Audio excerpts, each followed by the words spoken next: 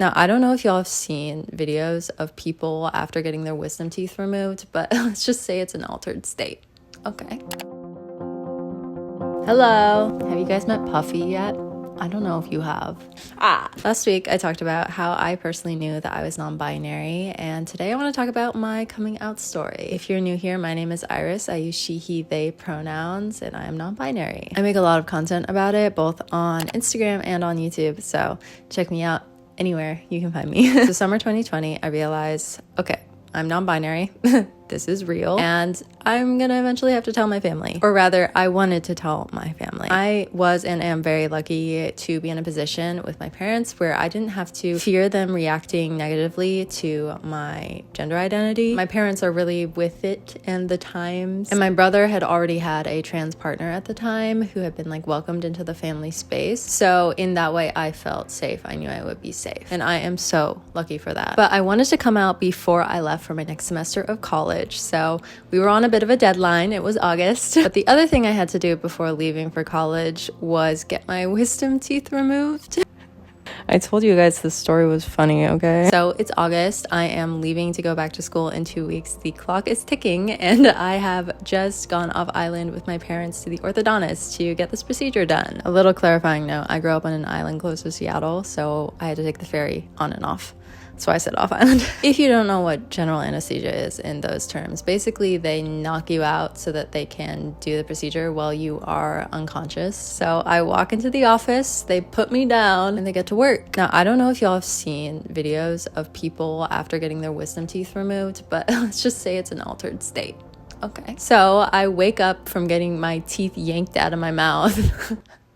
I'm sure they were yanking. That's what they were doing. I wake up from this procedure into a heavily drugged delirium in which several things happen. First, I immediately start sobbing so much. I remember the medical professional was, I don't know what title they were. Whoever was with me when I woke up,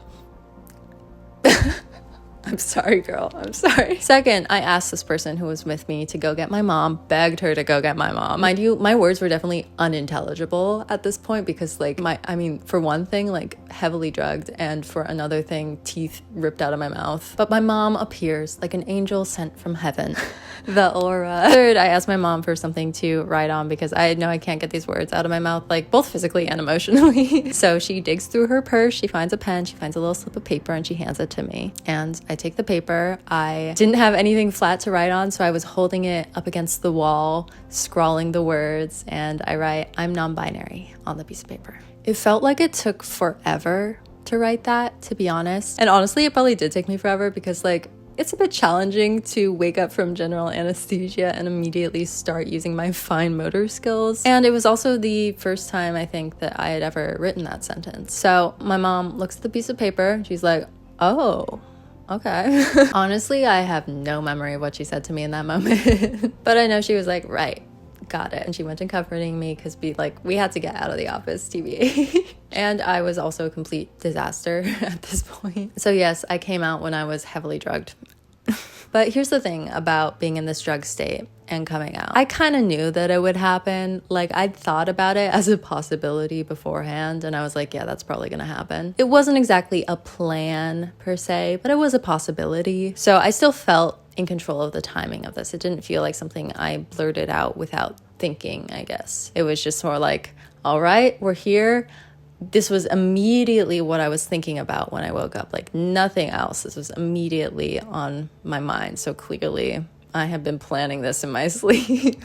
So it felt fine to me. My mom was, of course, the first person I shared this with. My dad was with us. He was driving the car, but we actually kept that a bit private a little while. I talked to her about my gender identity and my experience a little bit more later in the day, basically sharing the details of how I knew. And if you want to know those details, I posted a video about it. I told my dad and my brother a few days later, and I remember my dad immediately affirming me by calling me his child and referring to me as my brother's sibling instead of sister. So he said both of those things to me. He used those words for me right off the bat, and that's so amazing. My dad is so awesome. He's a college professor, so he's really with it. And my brother is trans, so he's also obviously really with it. This was before he was out. My brother got to the sexuality first, but I got to the gender first. One of the things I think about in reflection on this is the fact that I chose to write those words. And I've realized recently that writing is a much safer communication style for me. When I'm speaking, sometimes like the tears pile up. This was before I really like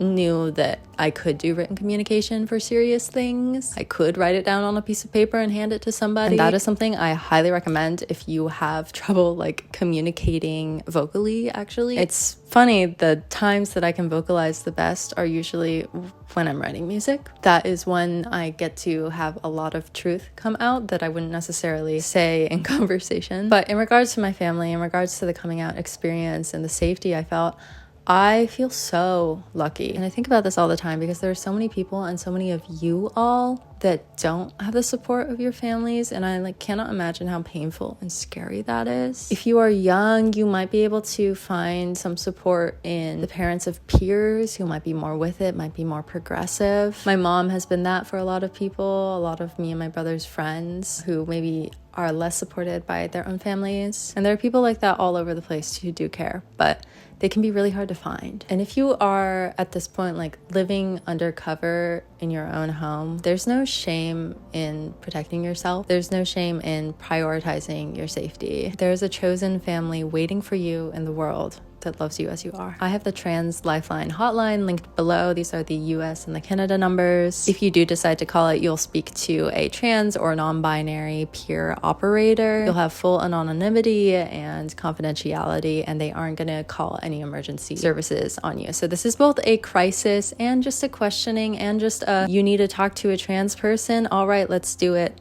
hotline. From their website, they say, call us if you need someone trans to talk to, even if you're not in a crisis or if you're not sure you're trans. So check out the website for their operating hours. If you don't have anyone else to talk to, but you need someone to talk to vocalize, this could be a really great resource for you. Shall we share some music? Bit of an older song. This one popped back in my head recently. I tried to get off the web, the widow got me instead and started eating my insides. Now why do I look like that? I need a street in my back. She looks so happy online. And my shirt's too tight and my pants don't fit. All this fabric makes me wanna crawl out of my skin and spend the night turning in my bed.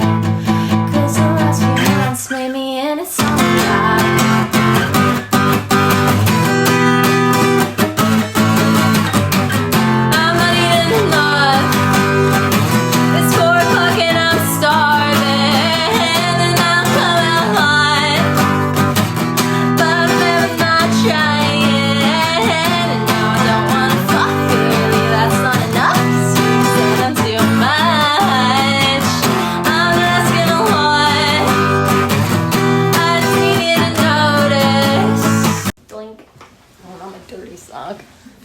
But you're not, no, I should go before you.